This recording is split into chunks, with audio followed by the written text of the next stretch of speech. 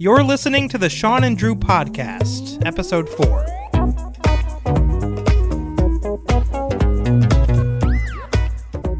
Shawn, that's my side of the desk. Shut up, Drew. Hello and welcome to episode 4 of the Shawn and Drew podcast. I am Shawn, here with my snowflake co-host, Drew. Well, thank you for that introduction, Shawn. That was very nice. You know, Drew, I think you're the only liberal that I know of that actually embraces being called a snowflake. You bet I embrace it, Shawn, and I always will. There's no shame in being offended by literally everything. Well, it is a little weird. I mean, last night you got offended when you saw me eating spaghetti. It was covered in red pasta sauce, Shawn, and red is the color of the Republican Party. Right. Well, anyway, we've got a great show for you guys tonight. I'm going to weigh in on the ongoing election process, which is just a complete disaster, as I'm sure many of you are well aware. Also, just a heads up, we were planning on having a great guest on tonight, but due to some last-minute scheduling issues, we're going to have to push that back to another time. So unfortunately, there will be no special guest tonight. Psst, Shawn, you're forgetting something. Oh yeah, that's right. We have to babysit Drew's baby cousin for a little while tonight while his aunt and uncle go out to dinner. That's right. It's gonna be great, Shawn. Just you, me, and little Junior. Remind me why we have to be the ones to babysit again. I mean, don't you have any other family members that could have watched Junior? Well, my mom and dad are vacationing in Venezuela. Wait, what? And the rest of my family doesn't like babies, Shawn, so I volunteered us to babysit. Okay, well, I'm just telling you now. I'm not cleaning up any throw-up tonight, and I'm definitely not changing any diapers. I can change my own diapers, thank you very much, Shawn. I was talking about the baby. Oh. Alright, well with that, let's get into some fan mail. This first question is from Riley in California, who writes, Hello, Shawn and Drew. My name is Riley, I'm 11 years old, and I am from California. I'm a conservative Trump supporter, and I follow you on TikTok, and you are hilarious. I'm wondering what to do if your entire family is Democrat, and you are the only conservative. Well, that's an excellent question, Riley. Thank you so much for reaching out. For the most part, I think it's probably best that you and your family just avoid talking about politics at all costs. I know that's easier said than done, especially given everything going on right now with the election, but try your best to leave it out of everyday conversations. Instead, talk about work, school, weekend plans, your favorite television shows or movies, or really any other non-political topics that you're passionate about. This will allow the whole family to bond over things that you have in common, rather than fight and argue over things that you don't. Now, that being said, I do think it's important to at least have a conversation with your family, so that you know their point of view and they know yours.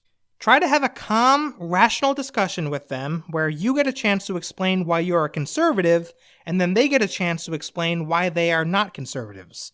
You'll probably still find yourself disagreeing with them by the end of the conversation, but you'll at least have developed some mutual understanding and respect, which is important for any functioning family to have.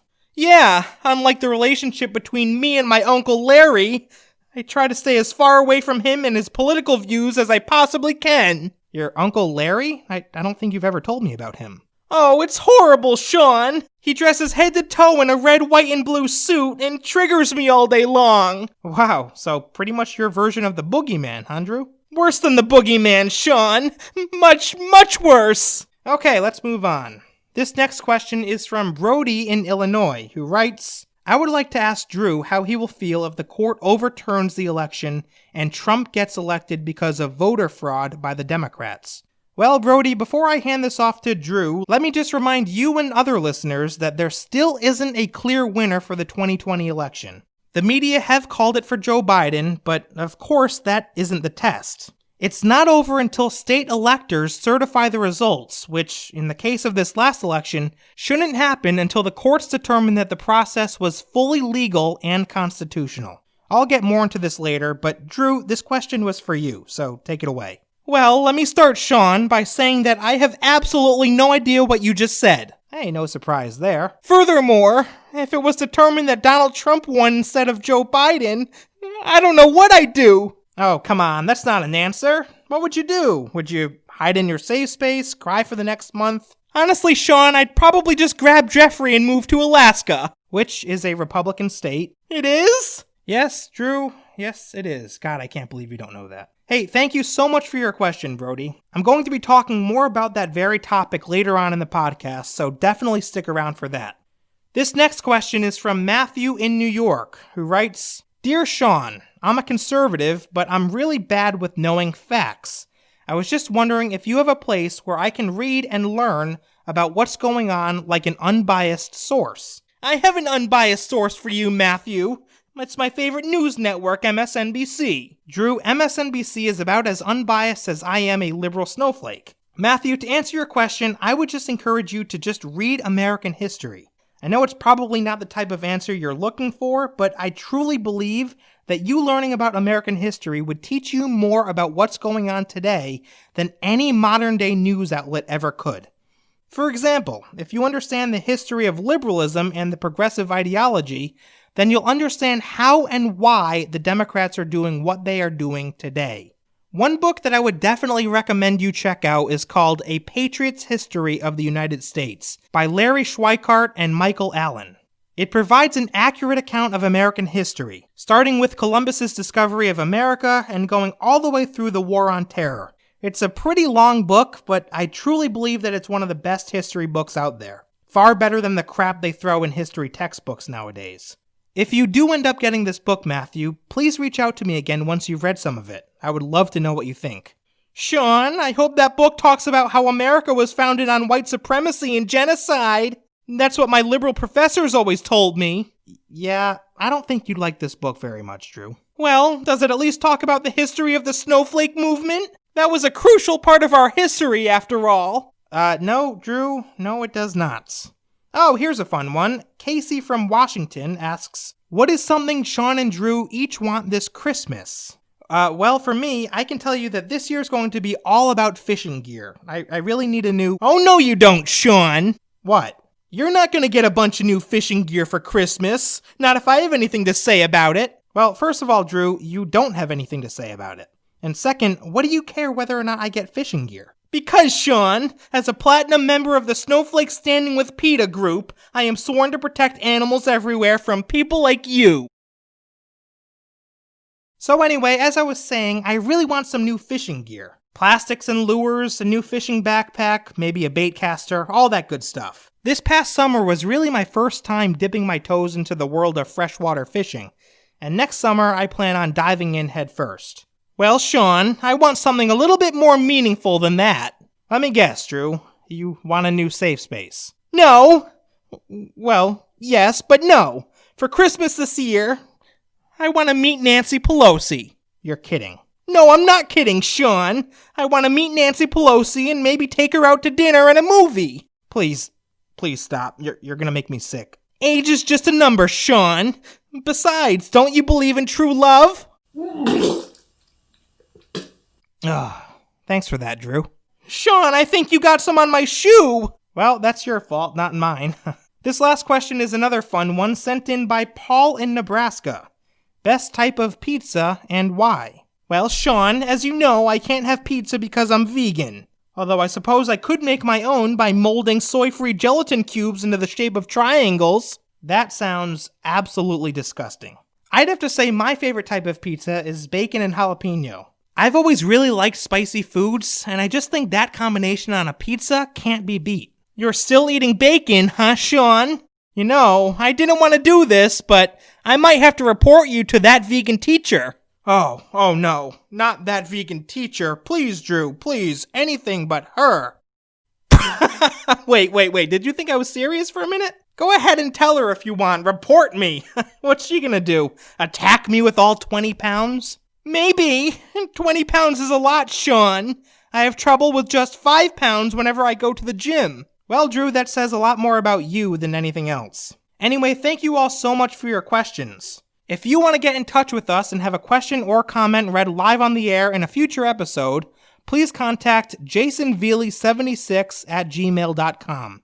That's JAYSONVELEY76@gmail.com. We also have a P.O. Box if you'd like to send us packages or snail mail. That address is P.O. Box 190119, Wethersfield, Connecticut 06129. Now let's get on with the show, Shawn.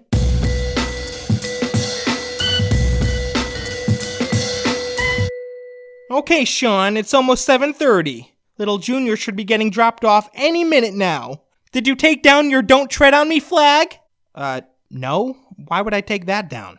Because, Shawn, I don't want Junior to be politically influenced. Yeah, God forbid he grows up to distrust the government. Now listen to me, Shawn. Before Junior gets here, we have to go over some ground rules. Drew, don't you think you're getting a little too worked up about this? I mean, it's just a baby. Shawn, it's my responsibility to make sure this child grows up to be a liberal snowflake, so you're gonna do things my way tonight. Rule number 1, no watching Sean Hannity or Tucker Carlson. Are you kidding me? I don't want Junior being exposed to offensive news, Shawn.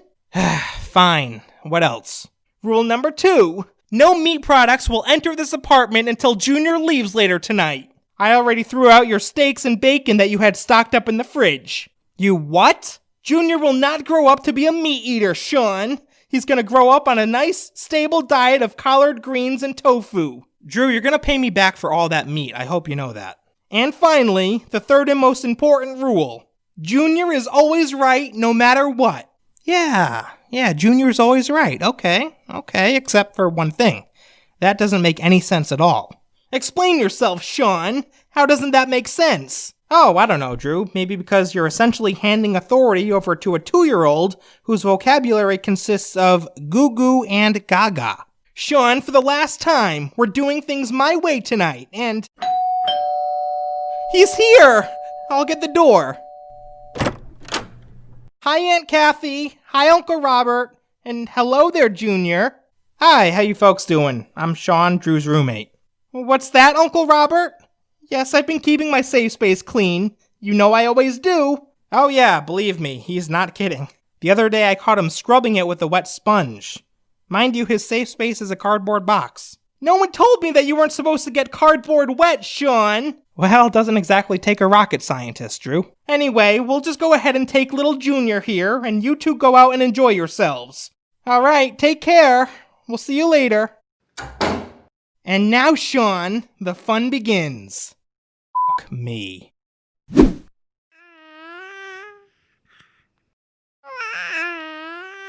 Aw, just look at baby Junior, Shawn. Doesn't it just melt your heart? Yeah. Well, if you need me, I'll be playing Call of Duty. Oh, no you won't, Shawn. Tonight you're gonna help me take care of Junior. Babysitting can be hard work, you know. Yeah, see, I would help you, Drew, but the problem is, I don't care. See ya. Shawn, if you walk away right now, I'm going to start holding my Snowflakes United meetings here instead of at Randy's house. Fine. Good. Now, seeing that this is our first time with Junior, I think it's only appropriate for all of us to sit down and have the talk. Really? Don't you think that should come from Junior's parents 10 years from now? Not that talk, Shawn. I meant the talk about Junior's preferred pronouns. What are you talking about? Junior's a little man, aren't you, Junior?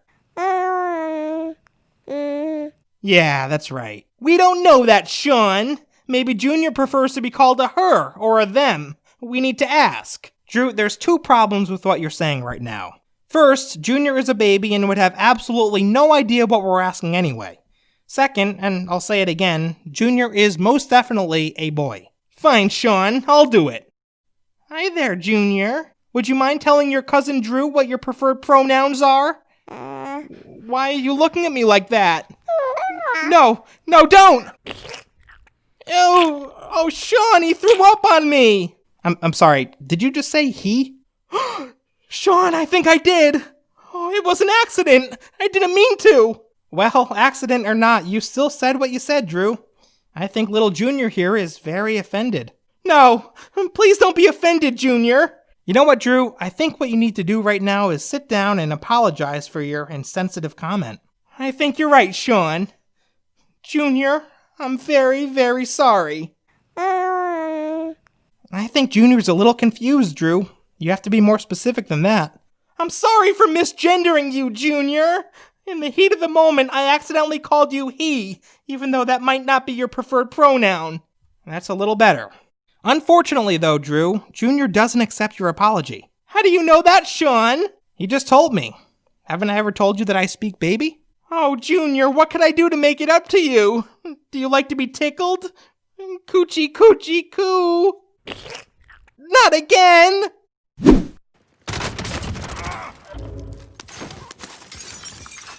Shawn, what do you think you're doing? Is that a trick question or something? I'm playing Call of Duty. Shawn, I told you no video games tonight, not while Junior is here. Oh, come on, Drew, why not? Because Call of Duty has guns, Shawn, and guns trigger me. And if they trigger me, then I'm sure they trigger Junior too. Okay, now hear me out.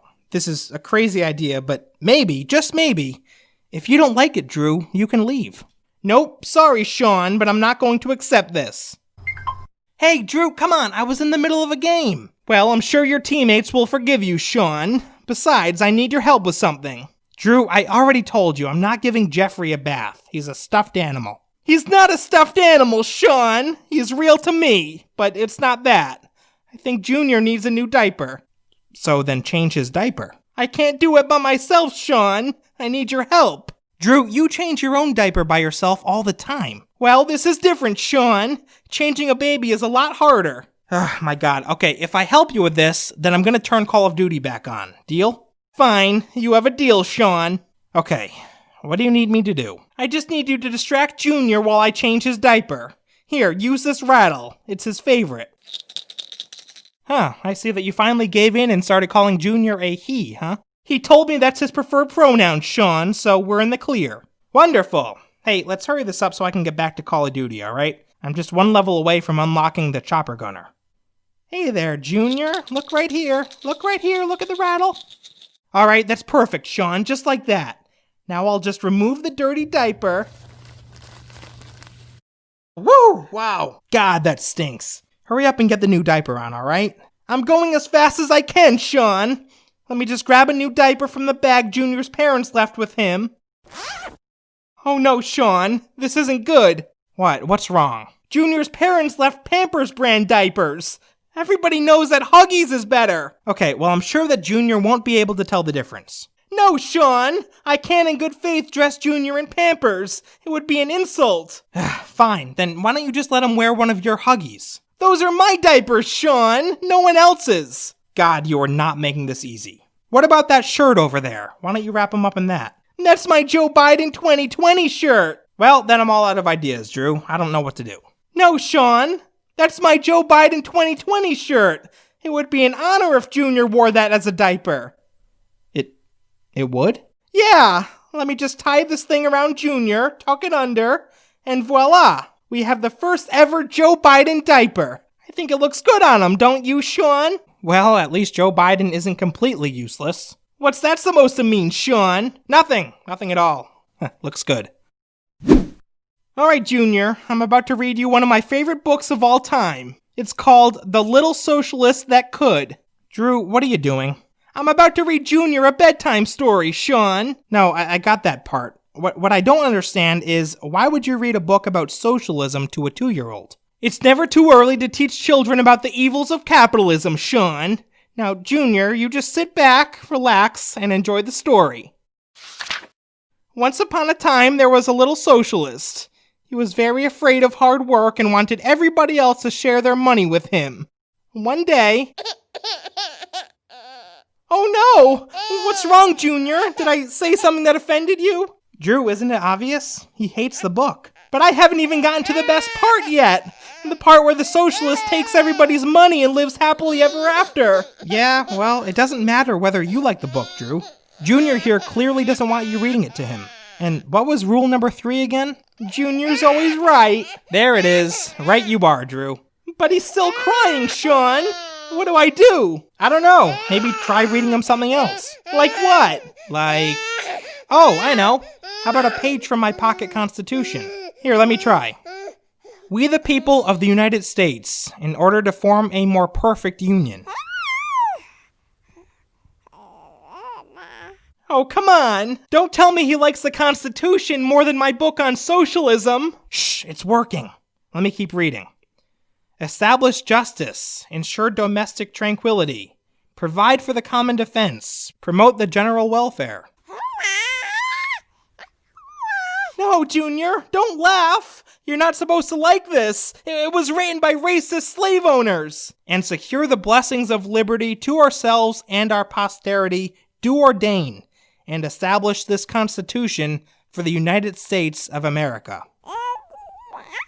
Yeah? You like that, Junior? No, Shawn, he doesn't like it. Stop it right now. I gotta say, he's a smart kid. He appreciates the Constitution and hates socialism. If I didn't know any better, I'd say that Junior here is a conservative. No! Shawn, I don't think I ever want to babysit again. Who would have guessed that Junior is a conservative? I know, isn't it great? You know, Drew, I think that Junior could teach you a thing or two. Ha ha, very funny, Shawn. Drew, I thought I told you to turn your cell phone off when we do the podcast. Sorry, Shawn, this should only take a minute. Hello? Oh, hi, Aunt Kathy. What's that? You have some complaints about my babysitting last night? Uh-oh, that doesn't sound good. Shawn, I have to step out for a minute and speak with Aunt Kathy. I think she's upset with me. Hey, alright, not a problem. I don't mind going solo. Thanks, Shawn. I'll be back soon. It was just a t-shirt, Aunt Kathy. Well, I certainly wasn't going to have Junior wear Pampers all night. Okay, on that note, allow me to talk to you guys about the election, which I'm sure has many of you feeling anxious and on edge. Truthfully, it's been a crazy 2 weeks, and it doesn't help that Democrats in Washington and in the media are desperately trying to rush the election process, even though there are legitimate concerns of fraud in several key states, including Pennsylvania, Michigan, Wisconsin, Georgia, and Arizona. Now, I'll be the first to admit that I don't know every single detail about what's going on in these courtrooms across the country, but that being said, let me do my best to walk you through what the Democrats did in this past election. For many months now, all throughout the summer and early fall, the Democrats were bringing lawsuits in several battleground states to change the rules of the election process in their favor. The Biden campaign alone brought 60 lawsuits beginning in August, fighting for things like earlier and earlier voting and later counting. That nutjob governor of Pennsylvania moved to accept mail-in ballots that didn't have signatures or dates on the envelopes. On top of this, we have hundreds of pages of sworn affidavits alleging voter fraud, many of which are extremely compelling and very concerning. The examples of fraud go on and on and on, and yet the dishonest media doesn't seem to want to report on any of it. As usual, they want to shut down the debate and ram down their radical agenda, which, in this case, would come in the form of Joe Biden and Kamala Harris. Thankfully, though, not everyone in the media these days is hell-bent on burying the truth. This past weekend, Mark Levin did a fantastic interview with White House Press Secretary Kayleigh McEnany, who gave a clear overview of what battles the Trump team is currently fighting and why it is fighting them. I want to play a segment of that interview for you. Take a listen. All these changes are intended to help the Democrat Party, all of them. They don't improve the voting system. They don't improve the integrity of the vote. They certainly don't help the Republicans, who mostly vote in person, where they have all these checks and balances in place. It's not the Republicans talking about, if we win one election, we're going to destroy the judiciary and destroy the United States Senate and so forth. And yet you can see the Thomas Friedman types, the media, and the Democrats, they all speak in one voice, demanding that we hurry up, hurry up, hurry up. You know, it takes an assistant U.S. attorney months and sometimes years to bring one tax fraud case. You're talking about at least 6 states with massive populations where these volunteer lawyers that are working for the Trump campaign have to find ways to interview individuals who make allegations. There's no subpoena powers and so forth. And they say, let's hurry up, hurry up. They really want to hurry up because they want to kill this, don't they?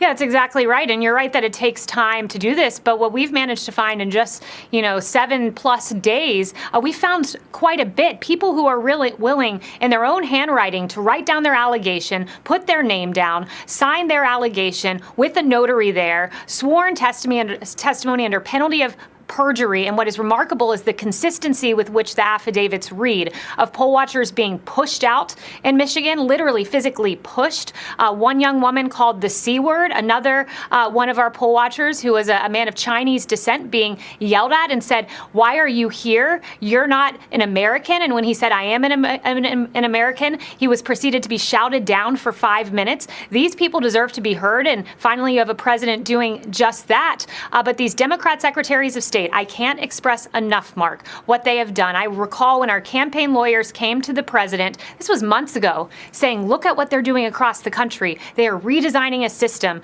like Secretary Bookvar out in Pennsylvania, saying you can receive ballots up to 3 days after Election Day. No, they don't have to be postmarked. Her telling the Supreme Court, I'm not going to count those ballots. I'm keeping them to the side. The Supreme Court saying, okay, we believe you. And then she changes her guidance, and it takes Justice Alito to rebuke her. They were consistently misrepresenting their opinion, changing deadlines, designing a system to prop up Democrats and Joe Biden.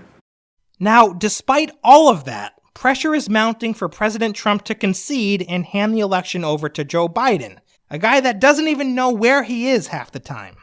It's extremely hypocritical how the same liberal media that refused to accept the results of the 2016 election for 4 damn years due to so-called Russian collusion are now trying to end the election process as quickly as possible when it's their guy on the winning side.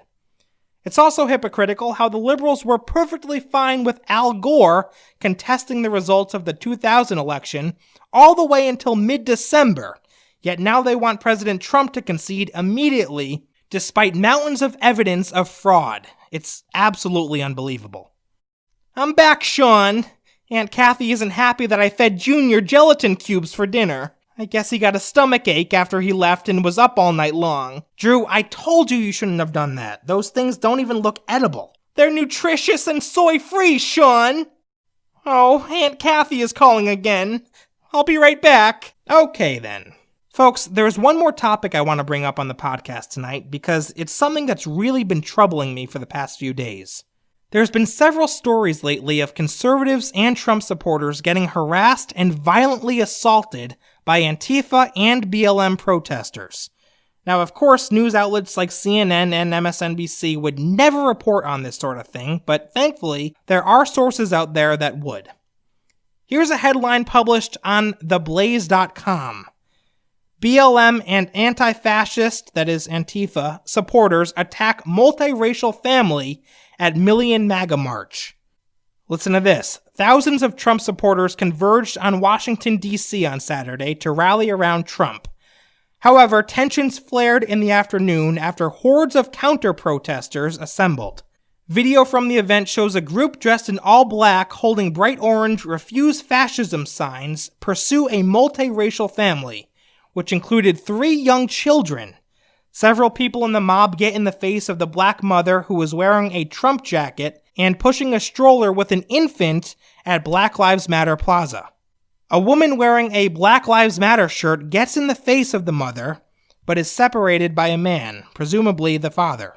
Then the BLM supporter gets in the face of the father, and it sounds as though she screams at him, "You're an ugly B-word."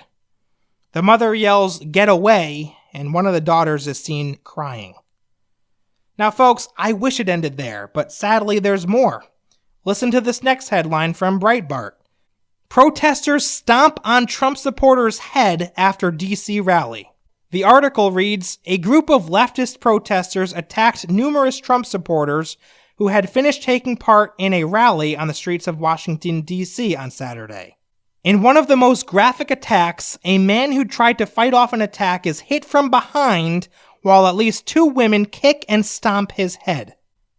You want more? Well, here's a third headline, also from Breitbart. Young couple wearing Trump shirt showered with unknown liquid, attacked and terrorized by Antifa. This also happened at the Million MAGA March and was actually captured on video, which you can watch on Breitbart's website if you can stomach it. So here's my question. Where the hell are all the liberal Democrats who, just a few days ago, were talking on and on about unity and coming together? It seems to me that if these people really wanted to unite, then they wouldn't hesitate to condemn these attacks on Trump supporters. But strangely, they haven't. Not a word from the liberal media, not a word from Democrat leaders in Congress, and not a peep from Joe Biden or Kamala Harris. Folks, don't let them fool you. Joe Biden and the Democrats do not believe in coming together.